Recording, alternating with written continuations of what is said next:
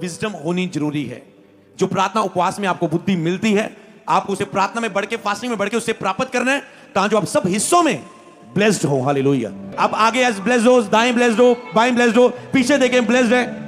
आपका हर एक हिस्सा आशीषित हो। हालेलुया। आपको स्टैंड लेना अपनी स्पिरिचुअल लाइफ के लिए, आपको कुछ कदम उठाने अपनी स्पिरिचुअल लाइफ के लिए, आपको कुछ स्टेप लेने, वचन सुन के चले नहीं जाना। प्रार्थना के कितने फायदे शैतान नहीं चाहता कि लोगों को पता चले। उसमें आपको बुद्धि आएगी, आंखें खुलेगी, समझ आएगी। पर आपको धीरे धीरे करते स्पिरिचुअल ग्रोथ में सब बातें पता चल रही है। आपकी बुद्धि ऐसे खुलेगी, समझ इतनी आएगी, आप ब्लेस होना शुरू होंगे। हालेलुया।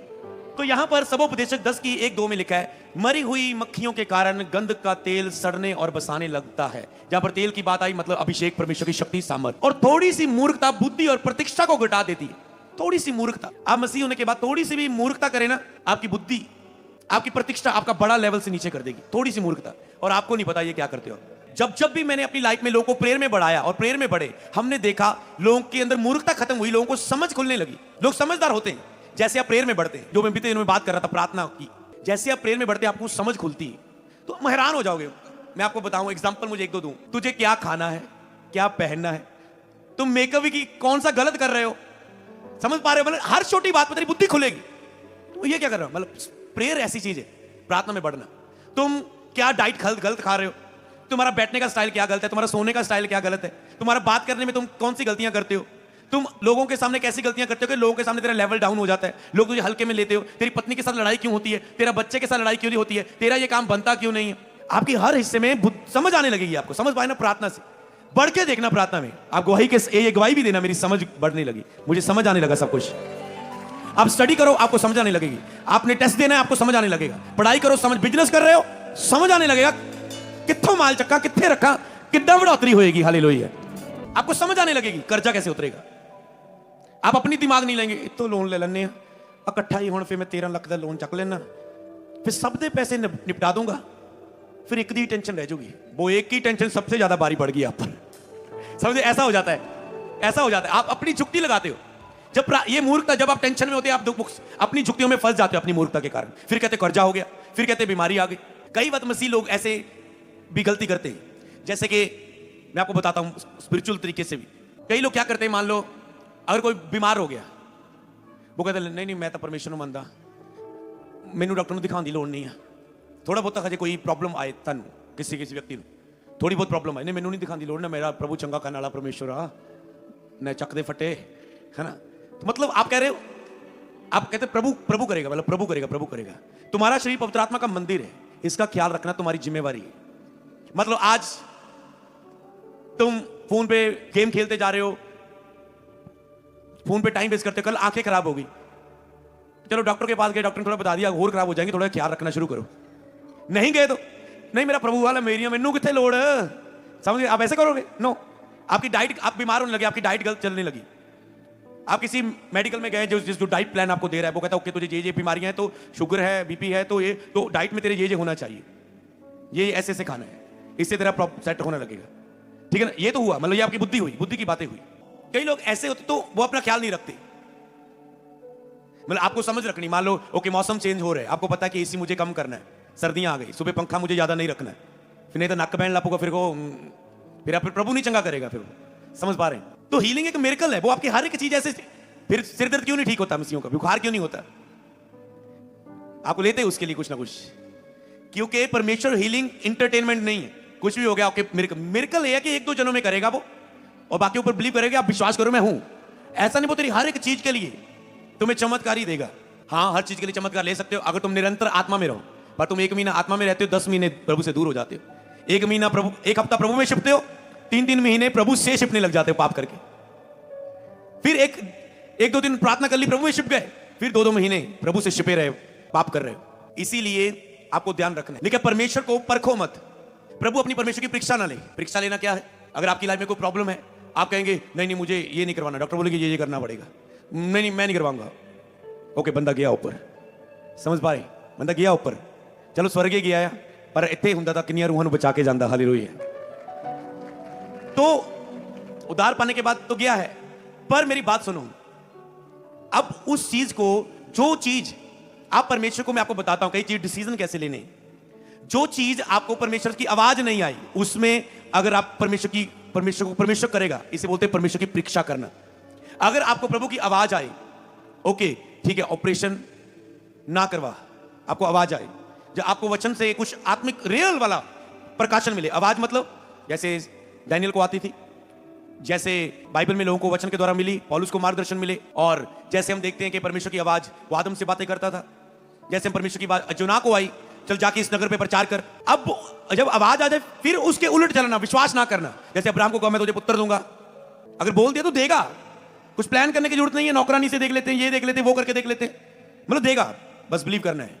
तो अगर आवाज आ जाए फिर आप कह सकते ओके मेरे अंदर से एक विश्वास का ईश्वरीय प्रकाशन आया है कि मुझे इस छोटी प्रॉब्लम से बात लेके चल रहे, मुझे इस सिरदर्द, इस बुखार के लिए मेडिसिन नहीं लेनी, प्रभु मुझे ऐसे विश्वास से चंगा करेगा, और कोई भी बीमारी भी हो सकती, समझ पाए, मुझे ऐसे चंगा करेगा। ओके अब आप खड़े, अब आपको होता है कि प्रभु ने आवाज दिया तो विश्वास से खड़े होना होता है।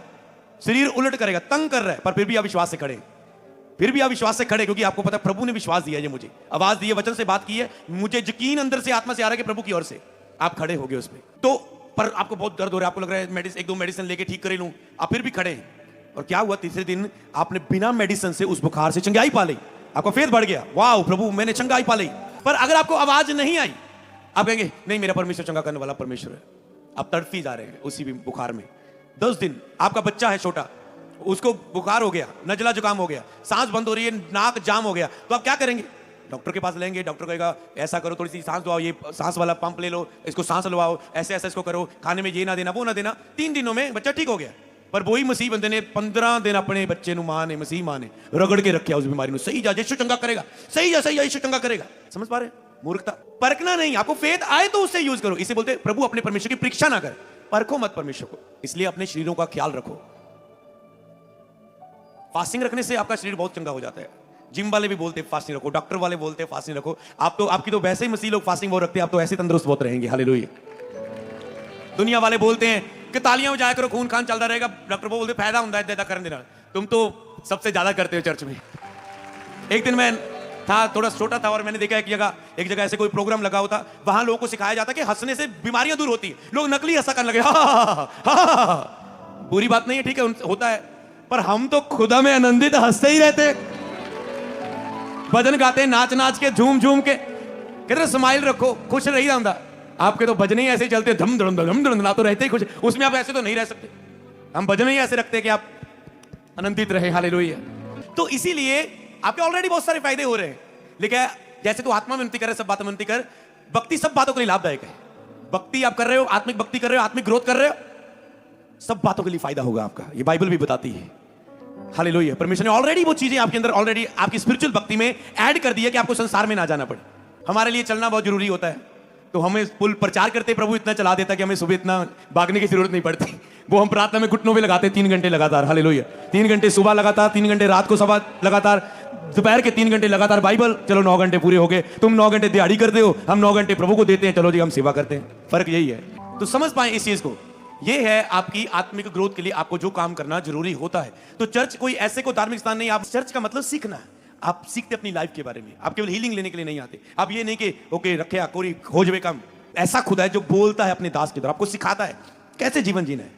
और फिर भी आज ऐसे सच्चे परमेश्वर के बारे में आप सुन के फिर संसार में जाओ, दुनिया में जाओ, बाबों चेलों के पीछे जाओ, भटको संसार में, संसार की वस्तुओं की पूजा करने लगो। सर्वशक्तिमान परमेश्वर जिसने सारी दुनिया को बनाया, उस परमेश्वर को छोड़ के दुनियादारी की पूजा करने लगो।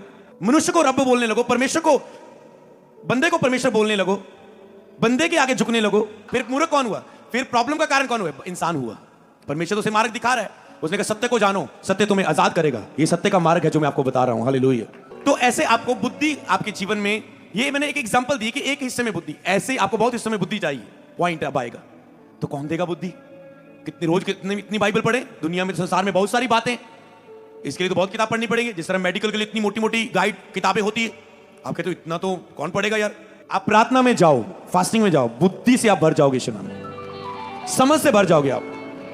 जो परमेश्वर ने बातें डायरेक्ट देनी है वो डायरेक्ट देगा। जो कहेगा पास्टर के द्वारा देनी है पास्टर के द्वारा, आपके मेंटर के द्वारा देनी है वो मेंटर के द्वारा देगा। जो किसी आपकी वाइफ को आपके लिए यूज करना है वो आपकी वाइफ के द्वारा बात करेगा। आपके बच्चे को आपके लिए यूज करना है, बच्चे के द्वारा आपको सिखा देगा। आपको डॉक्टर के पास भेजना है, वो डॉक्टर के द्वारा भी हील कर लेगा आपको। वो देख लेगा तुम कैसे सेट होने वाले हो, तुम्हारा फेथ, तुम्हारा स्पिरिचुअल लाइफ कितनी है। तुम डॉक्टर के पास जा रहे हो, वो डॉक्टर के द्वारा भी हील कर देगा। नहीं तो अगर प्रभु हुक्म ना दे तो डॉक्टर भी चंगा नहीं कर पाता, और परमेश्वर उसमें ना आए। लोग कहते हैं सब कुछ इलाज करा रहे, ठीक क्यों नहीं हो रहा है? इसलिए डॉक्टर भी परमेश्वर की ओर से, उन्हें परमेश्वर यूज करता है। तो इसीलिए जहां तक हो सके आप मेडिकल की हेल्प लेते हो, पर जहां पर आपको प्रभु के यहां विश्वास से ले, आप विश्वास से लेते हो, आप परखते नहीं है परमेश्वर को। हालेलुया। तो समझ पाए, बुद्धिमान का मन उचित बात की ओर रहता है, परंतु मूर्ख का मन उसके विपरीत रहता है। जो एक बुद्धिमान है उसका मन हमेशा खास बात की ओर रहता है। उचित बात कौन है, सबसे जरूरी मेरे लिए क्या है, वो देखता है। जैसे आप प्रार्थना वचन उपवास में रहते हैं, आपकी स्पिरिट ओपन होती है कि मेरे लिए उत्तम क्या है, सेवकाई में मेरे लिए उत्तम क्या है। सेवकाई में बहुत सारे काम है, मैं किस काम को पहले करूं, किस काम को ज्यादा करूं। मेरे ऊपर बहुत सारी आप कह सकते हैं जिम्मेवारियां हैं, बच्चे को देखना, पति को देखना, बिजनेस को देखना, जॉब को देखना, परिवार को देखना, पे के घर को देखना, सौरे घर को देखना, ये देखना, वो देखना।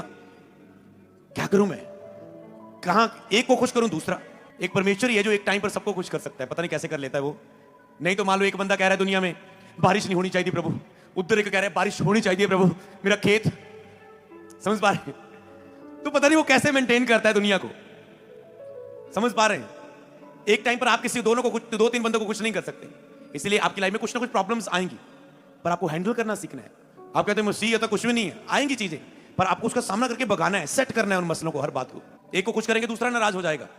तो आपको बुद्धिमान का मन उचित बात की ओर रहता है। तो जैसे आप प्रार्थना फास्टिंग में जाएंगे, जो मैंने आपको इनवाइट किया है, आपका उचित बातें आपको बता देंगे, खास काम क्या करना है। प्रेरितों के पुस्तकों के बाद की बातों में लिखा पौलुस कहता है सब बातें मेरे लाभ की हैं, पर सब बातें मेरे लिए उचित नहीं है। बहुत सब ये सब बातें लाभ की है, पर मेरे लिए उचित क्या है? कहते मुझे वो पकड़ना है। आपके लिए उचित क्या है? मसीह में बहुत सारी आत्मिक क्रियाएं हैं, आपके लिए आत्मिक क्रिया कौन सी है जो आपको आपके स्पिरिचुअल लेवल के हिसाब से अब आपको करनी, समझ पाए? इसलिए जब सारी कलीसिया को एक स्पिरिट में लेके जाया जाता है तो सबकी अच्छी ग्रोथ होती है। पर मूर्ख का मन उसके विपरीत रहता है। मूर्ख अपना कर्जा उतारने के लिए इधर इधर काम कर रहा है, पर बुद्धिमान एक सही जगह में काम कर रहा है और कर्जा उतर रहा है। समझ पा रहे हो? मूर्ख का मन उल्ट रहता है। मूर्ख क्या करता है, जितना पत्नी को खुश करने की कोशिश कर रहा है उतना पत्नी ज्यादा लड़ती जा रही है। समझ पा रहे हो? विपरीत रहता है। जितना मूर्ख बेस्ट करने की कोशिश कर रहा है उतना ही वो नालायक गिना जा रहा है। मैं तो अपना पूरा बेस्ट दे रहा हूं, फिर भी मेरे साथ ऐसा क्यों हो रहा है? तुम बेस्ट नहीं दे रहे हो, वो तुम्हारी निगाह में बेस्ट है। तुम्हारा अगुआ क्या चाहता है, परमेश्वर तुमसे क्या चाहता है, तुम्हारी वाइफ को क्या अच्छा लगता है, तुम्हारे बच्चों को क्या अच्छा लगता है, तुम्हारी टीचर को क्या पसंद है। तुम इंटरव्यू देने गए, उसको कैसी बातें ना पसंद है, तुम वही बोलोगे। अजी हाँ जी, कहां जा रहे हो तुम, किस पर्पस के लिए जा रहे हो, कितने दिनों के लिए जा रहे हो? हाँ जी हाँ जी हाँ जी हाँ जी, मूर्ख करेगा और लग जाएगा। पास्टर जी मेरा वीजा क्यों नहीं लगा? क्योंकि तूने मूर्खता की बात की है, तूने मूर्खता का काम किया वहां पर। अच्छा एजेंट ने तेन कुछ गाइड नहीं किया, वो कहता सीगा हाँ तू आ गल्लां क्या, मैं क्या प्रभु मेरे नाल आ, छड्डो तुसी। एजेंट ने दस्सिया नहीं तेनों कि इदां जाके इंटरव्यू ते बोलियो, नहीं मैं क्या प्रभु मेरे नाल आ। मैंने समझ पाए ना? एग्जांपल्स मैं आपको दे रहा हूं कि आप समझ सके हर एक व्यक्ति। ये होती मूर्खता। तो आपको आज से समझना है, गरीब मत बनो, आत्मिक अमीर बन जाओ। वचन सोने चांदी से भी कीमती है। नीति वचन में लिखा है परमेश्वर का वचन सोने और चांदी से भी कीमती है। जिसे ये धन मिल गया उसने से पाने के लिए सब कुछ खत्म कर दिया। पर आज का मसीह कह रहा है मेरी दिहाड़ी मिस ना हो जाए, मेरी फैक्ट्री दे विच मेरा दिन मिस ना हो जाए, वचन मिस हो जाए। समझ पाए? आज का सरमन क्या है, वो मिस हो जाए। यही तो कहते हैं उसका विपरीत रहता है, उत्तम बात की ओर मन नहीं रहता है। लेकिन मसीह में की मेहनत व्यर्थ नहीं, मसीह की हजूरी में समा बिताया व्यर्थ नहीं है, उसका रिजल्ट आएगा ही आता ही आता है। आपको सोचने की जरूरत नहीं है, आप इसकी हजूरी में और रिजल्ट आएगा, असर आएगा उसका। आप बैठ के जा रहे हो, आपको नहीं पता किन हिस्सों में असर उसका हो रहा है। हालेलुया। क्योंकि वचन बताता है मसीह में की मेहनत व्यर्थ नहीं है। मूर्ख का मन उसके विपरीत रहता है। हालेलुया। तो आपको मूर्ख नहीं बनना। बाइबल में लिखा है बुद्धिमान की संगति कर, तुम ही बुद्धिमान हो जाएगा। बुद्धिमानी से चर्च अटेंड कर, बुद्धिमान पास्टर को सुन, बुद्धि की बातें सुन, बुद्धिमान औरत के साथ मैरिज कर। लिखा है बुद्धिमान औरत अपने घर को बनाती है, पर एक मूर्ख औरत अपने बने बनाए घर को बिगाड़ देती है। मम्मी ਅੱਜ ਸਹੁਰੇ ਨੇ ਮੈਨੂੰ ਇਦਾਂ ਬੋਲਿਆ, ਅੱਜ ਪਤੀ ਦੇਵ ਨੇ ਮੈਨੂੰ ਇਦਾਂ ਬੋਲਿਆ। ਸੱਸ ਜੀ ਇਹ ਤੁਹਾਡੀ ਕੁੜੀ ਨੂੰ ਸਮਝਾ ਲਓ ਥੋੜੀ, ਇਹ ਦੇਖਾ ਜਿੱਦਾਂ ਬੋਲਦੀ ਹੈ ਮੈਨੂੰ। बीच में फैमिलियों को इंटर ऐड करेंगे। फिर आप तो हस्बैंड वाइफ ने कितने जाना है, घर ही रहना। वो तो एक दो दिन से सुलह हो गई, पर फैमिलियां लड़ी जाती हैं, वो चक्की जाती है। तू आ जा कर, देख लवांगे आप, मगर आऊगा तेरे तेनू मनाण। वो आया नहीं, डिवोर्स हो गया, घरे बिठा ली। समझ पा रहे? ऐसे ये सब चीजों में आपके परिवारों में मूर्ख। आपको केवल हीलिंग ही नहीं चाहिए, आपको सब तरह का ज्ञान चाहिए।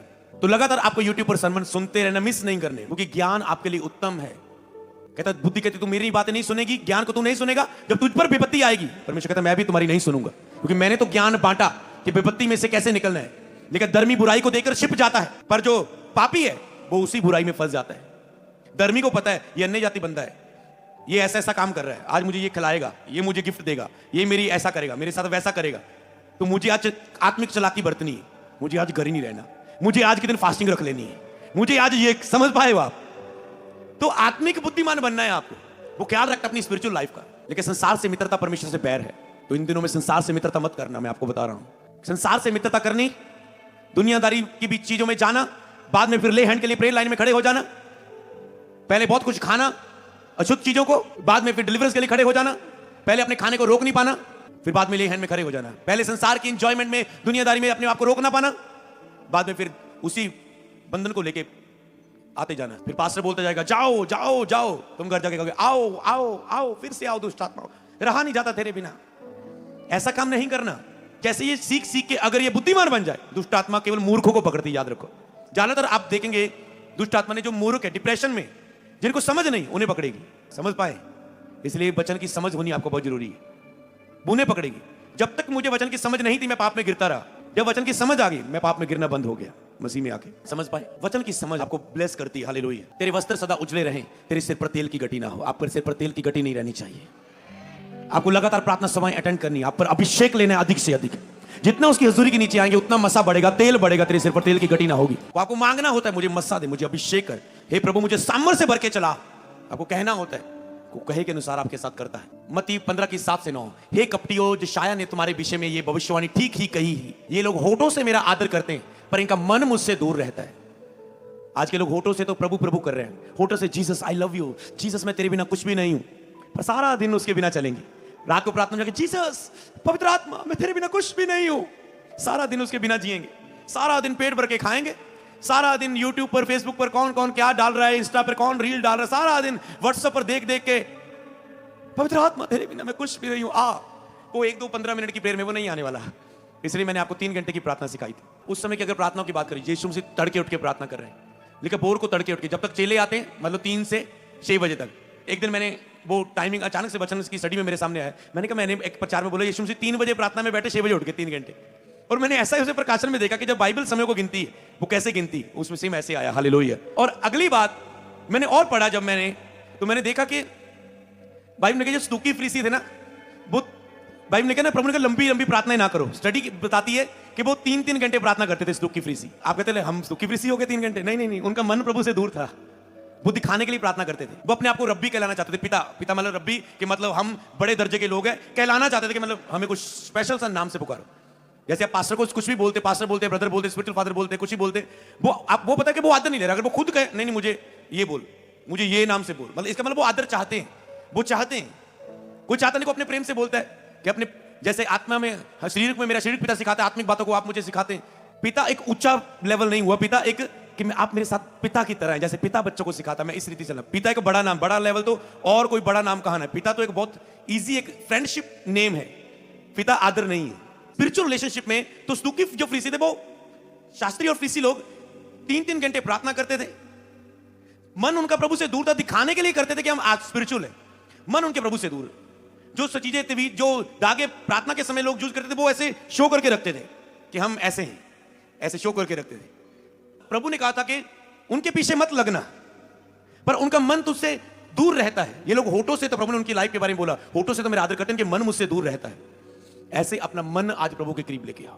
क्यों प्रभु से दूर जा रहे हो? प्रभु में छिप जाओ, प्रभु के करीब आओ, अपना मन प्रभु के करीब लेके आओ, प्रार्थना करना शुरू करो। और ये व्यर्थ मेरी उपासना करते हैं, क्योंकि मनुष्यों की विधियों को धर्म प्रदेश करके सिखाते हैं, मनुष्यों की बातों को एक्सप्लेन कर करके अपने तरीकों से ये सिखाते, पर परमेश्वर की ओर नहीं जोड़ते। हालेलुया।